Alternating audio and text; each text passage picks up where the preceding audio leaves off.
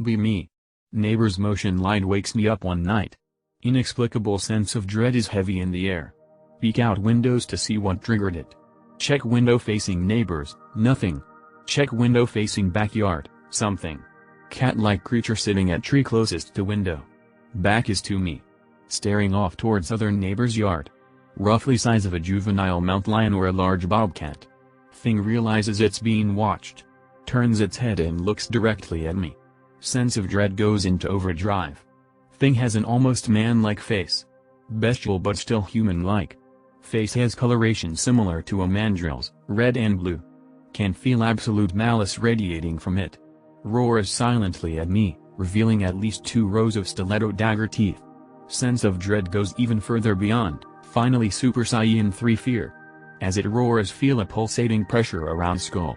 Pressure increases in intensity and frequency the longer it roars. Vision begins to darken. Quickly lose consciousness despite my best efforts to stay awake.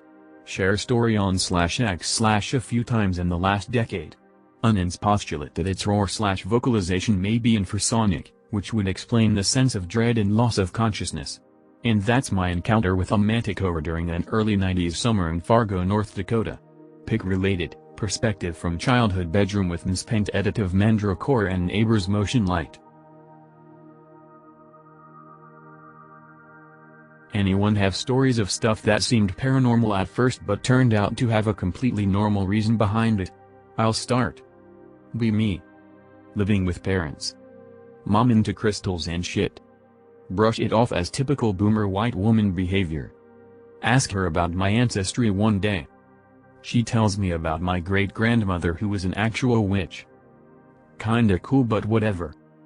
She gets this zodiac calendar that has the phases of the moon on it, as well as other celestial shit like eclipse dates or times for recharging crystals. I start to notice something. She's been marking her calendar. Every month on the night of the full moon, she'd put a big red X on the day and write curse on top.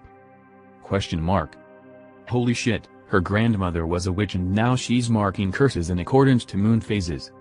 My mother obviously must be a witch. Every month on the day of the full moon she'd spend the entire day in her room.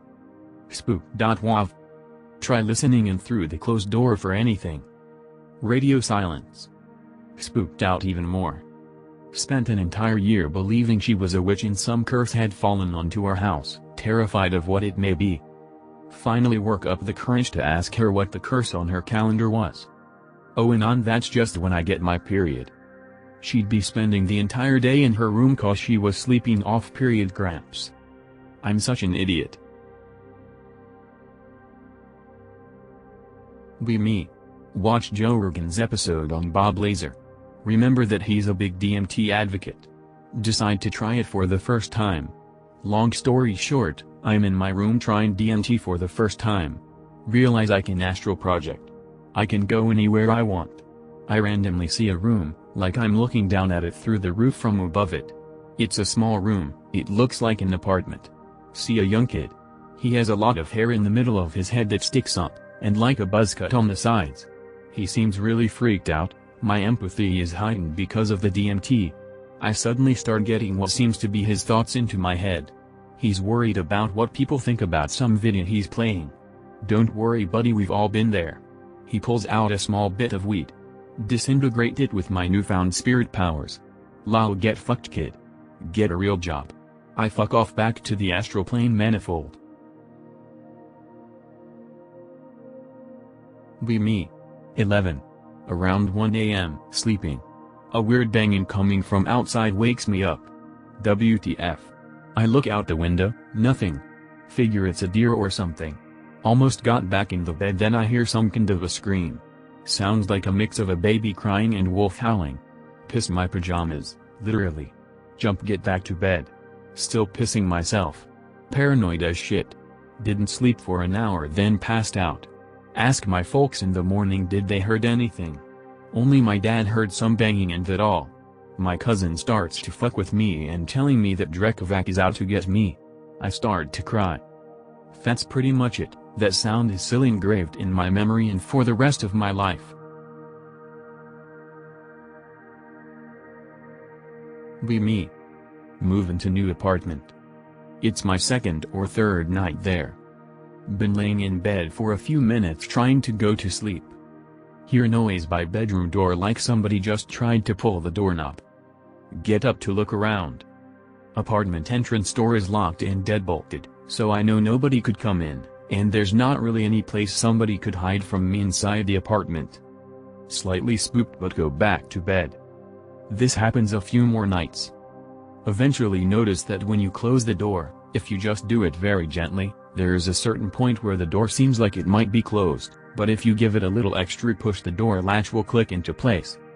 Realize the noise is because the door wasn't shut all the way. Start trying to figure out why it does this. The doorway is square. The door itself is square.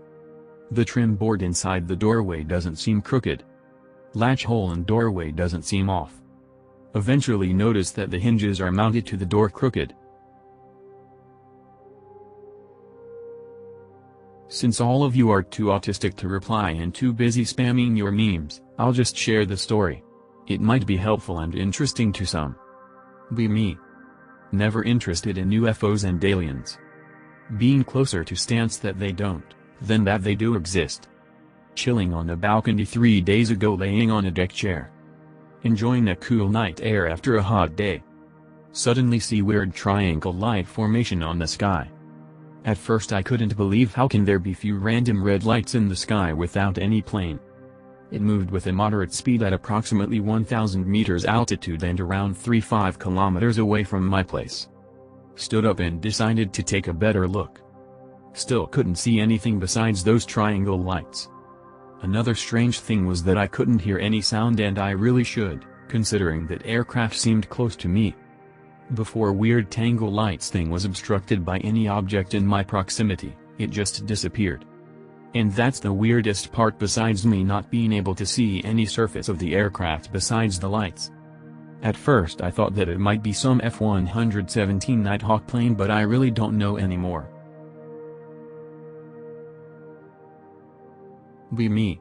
Chilling in the seventh realm of my soul. Bird servant knocks on my door. My lord, you have been summoned. I roll my eyes. Is it the Clintons again? Some guy called Steve Smith. I sigh, staring the fireplace, wondering how is it that magic has sunk so low. My lord? I reply, you go, Joseph.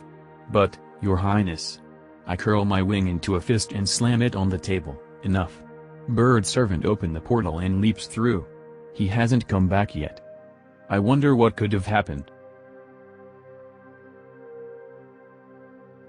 Usually I am a very skeptical person who does not believe in the supernatural, but I simply don't have an explanation for what happened to me, and it fills me with sickening terror when I think of it again. Be me, young teenager on holiday at a private villa in Italy. My stepdad at the time was quite wealthy. An old and flat house in the middle of nowhere. Wake up in the middle of the night suddenly and for no reason, filled with dread. Luckily my brother was sleeping in the same room as me, so I wasn't so afraid of the dark at the time. Impossible to go back to sleep, so decide to do some reading. Walked out and into the living room and sat on the sofa to read, feeling watched the entire time.